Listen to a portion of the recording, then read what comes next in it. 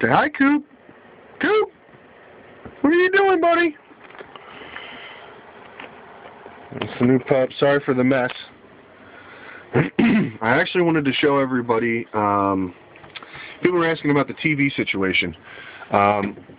Initially in the Bounder, there is a TV inside this box in the center. And what I did is I got some laminated with, fake wood, and I covered the hole. This used to be a hole here, and the TV sat inside there.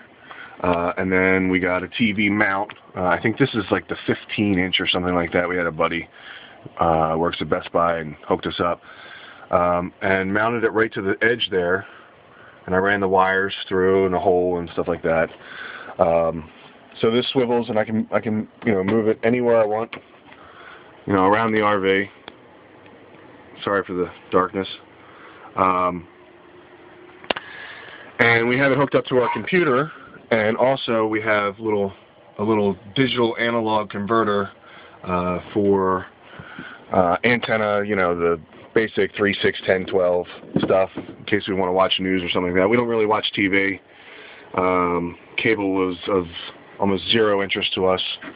But what I also did is, you can see up here, I hinged the frame so that I can lift everything up, and then inside here is our laptop and wires and things like that, and basically we just leave it in there.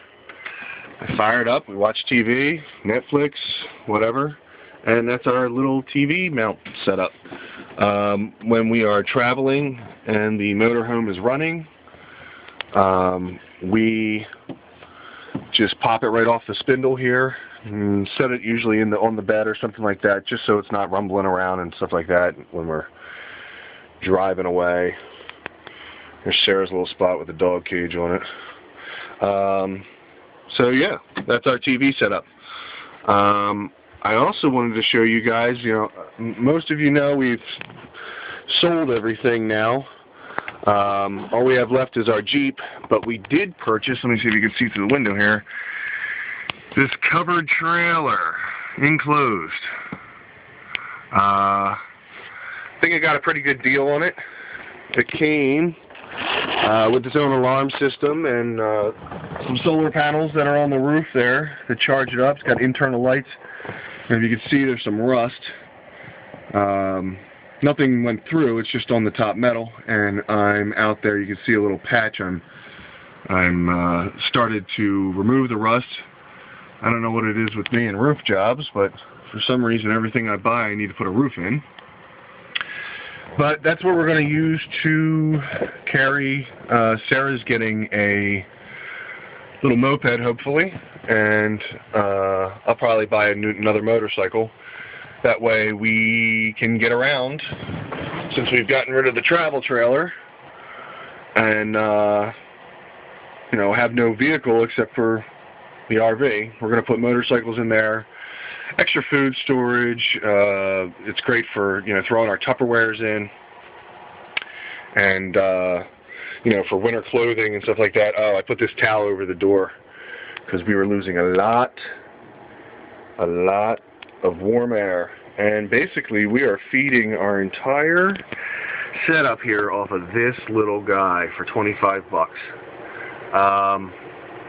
It gets really cold at night, so before we go to bed, or if we just get in here and I haven't had the heater on, we'll blast this real quick. But it's ridiculous the amount of propane that our heater uses because it's so inefficient. You stay in here.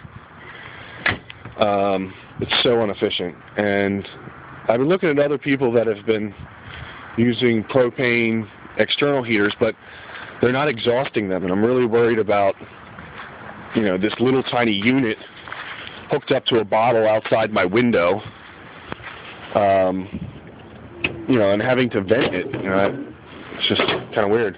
But here's the inside. If you can see, we got a spare tire, some motorcycle stands. Just put a new battery in. This is the battery the guy had in it when we bought it. But I put this one in because I wanted a little more. And I have quite a few that I've been collecting because we're going solar in the RV for off-grid. And there's my little charge controller. I think this is just like a cheap setup. Maybe, I don't know, it probably cost him $200 or something. And that's the alarm system box over there. It has its own battery. There's the little alarm light right there. You can't see.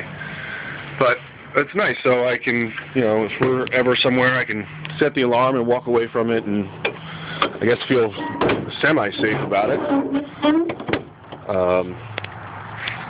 But yeah, it's a good little trailer.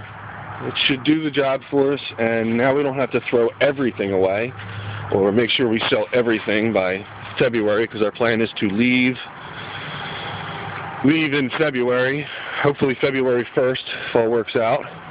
And we're going to take a southern route, Roanoke, Virginia. We're going to go down to New Orleans for a little while, zip over across Texas to Quartzsite, Arizona, and then up into Vegas, where we'll sit for probably the next, I don't know, maybe 2 months. I'm looking a little crazy right now because we just got out of bed, but just want to say hi and see you on the road.